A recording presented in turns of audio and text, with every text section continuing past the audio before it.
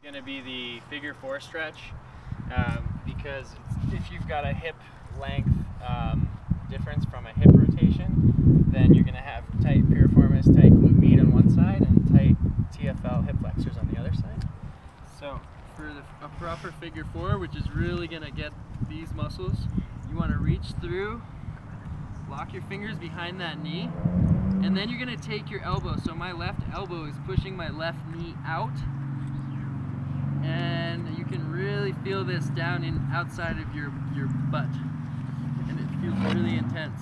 Now if you find that one side is significantly tighter than the other side, then you're going to want to do that side twice as much. So my right side is a little tighter, so I might have a little leg length difference going on. Oh, it feels amazing. Okay, keep it rolling. The other thing that we want to do, if you're having knee problems, you're going to want to do the foam roller down your IT band. I'm sure that you've heard that before. It's not enjoyable, but it's really important. Can I ask you a question about that? Is there a certain direction that's better? Should you go slow? Should you go fast? I usually recommend that you go very slowly, and when you get a really painful spot, that you just hang out on that spot, take a deep breath, relax, kind of relax your feet and your hands and your face and your shoulders until you can really relax that spot. And if you feel your muscles start to flutter and contract, that's actually a trigger point release that you're getting on the lateral quadriceps there, the VLO, and the IT band itself. So, good stuff. What else do we want to do? Is it best to do, like, I'm going to use an example like that, because sometimes I like to do it like that, yeah. Oh, body weight, sometimes Jennifer, be my model. Birthday girl, show us how it's done. Oh, look at you. The sexy. Hip flexors, which is pretty much everyone, especially runners, especially athletes, especially women and black athletes, for whatever reason, genetically. What we want to do is we want to release the psoas as best we can by yourself. Psoas starts here and attaches to our spine. If it's tight, it pulls us into anterior pelvic tilt. When we're in anterior pelvic tilt, our femurs internally rotate, our patellas glide laterally, our tibia internally rotates, our arches drop, and you can see a whole series of problems that happen. Not to mention that our back is now curved, like we have too much lumbar lordosis, and then we're going to get too much kyphosis in the thoracic spine, and then we're going to have breathing problems and lung problems and maybe asthma, and then that's going to cause us to have tight upper traps, tight pec majors, pec minors, which is going to pull our shoulders down and forward and our neck forward, and then we're going to get migraines and headaches and neck pain and have just terrible posture in general. So you can see that we really want to, that's basically everyone I rehab, I'm like, okay, let's do the psoas first, right? And when I traveled with the US Luge after travel days, because we were in a different country every week, I'd just say, all right, everyone, we're doing psoas releases tonight. Come up to my treatment table. So yeah, we're gonna roll basically right on the front of our hip, below the hip bone. It's tight, but it's not painful. This isn't a painful rolling procedure. And then you can also kind of go above your hip bone and roll out kind of your abs, and you're gonna feel some tightness in there as well. What else you can do? The best way to actually stretch that muscle, and I'm not a huge fan of stretching, but if you were to, you get in this lunge position, everything at 90 degrees. This arm comes up, leans over, and then we drop forward into that, and I can feel the pulling coming right up into my, into my stomach, because that muscle starts here, but it ends back here, right? And I can feel that. For more complicated cases or problems that just won't go away, like back pain, I can almost always relieve back pain by releasing this muscle, because the psoas comes up, attaches to the iliacus, which comes off the hip bone, and that attaches to the QL, quadratus lumborum, in the back. All of those can get stuck together, locking your side down, and then you get all sorts of back pains in there.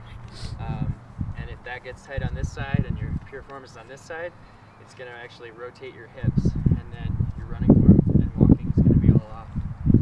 So it's super important if you're going to do anything. It's going to release. Do you guys know about your soleus muscle and your gastrocnemius muscle? So you have two muscles, well you have a couple, but that make up the most of your calves.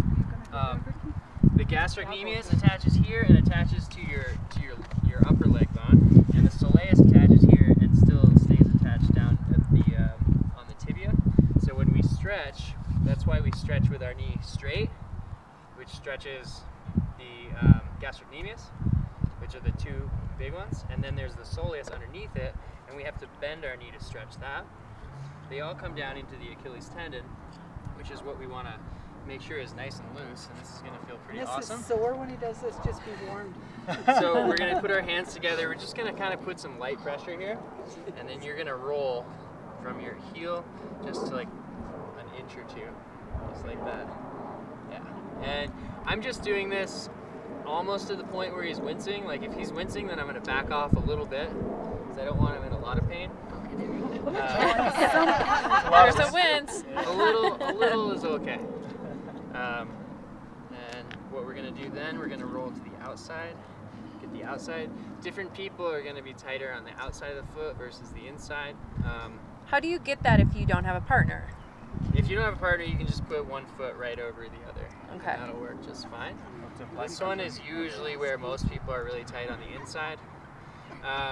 If you are tight on the inside on the one foot and the outside on the other foot, that means you probably have a hip rotation instability that you're going to want to get corrected, because it means that you're running and walking like that, right? On the inside of one foot and the outside of the other. So it feels tighter on one side. Yeah, so like if you feel tight here on the outside of this foot and tight on the inside on that foot, that means that you're probably dropping this arch and walking on the outside of this foot.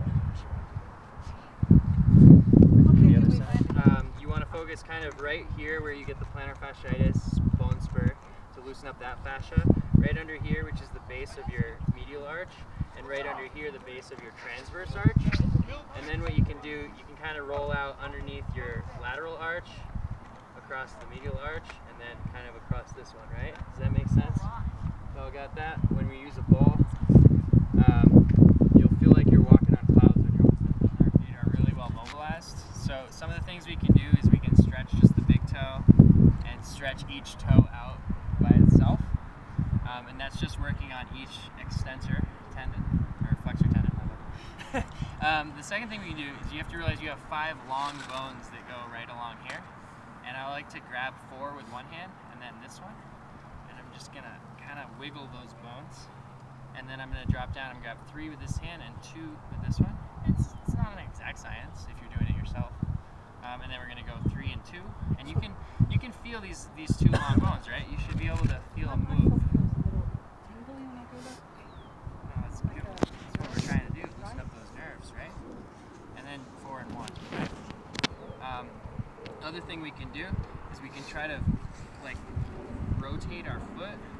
So I'm grabbing here and then I'm rotating here, rotating there. And that's again getting that bone movement, loosening up the fascia, loosening up the cartilage, you know, getting some feeling back in that. A lot of people will say you should do this every night. And you can also just kind of wiggle, grab your ankle and grab your shin, and just kind of wiggle that joint a little bit. Anytime you're wiggling joints, you're re-lubricating it. It's getting rid of a lot of arthritis symptoms. So that can help a lot. And just feel the difference. Like I can